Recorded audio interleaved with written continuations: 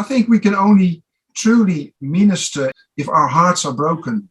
There's a lot of leadership that is not truly broken. You know, I was brought up with the belief that we were born with hinds feet for high places, so that we were to spend all of our life on the mountaintop, always walking in victory, which is true. However, the thought of brokenness, the thought of this crucifixion, well, I died once and it was all over.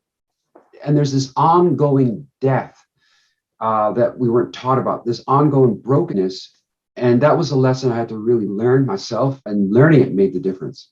Yes, because people confuse it with difficult things in your life, and they can lead to true brokenness of the heart.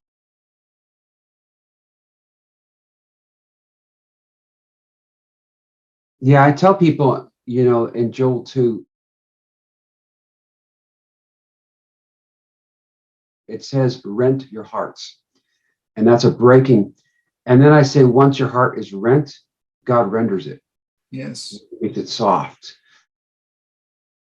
The various situations we go through can either harden you, or they can be opportunities for God to bring you to that place of true brokenness. Yes. Where we recognize we need him. He speaks to us as we are able to hear.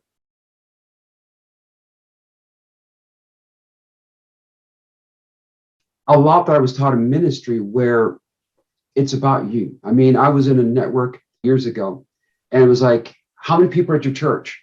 Yes. You know, how big are you?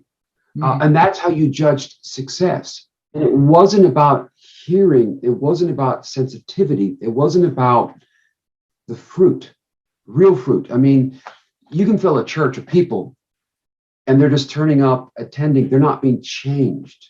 Yes. That's the difference. You know, there's not a life to it.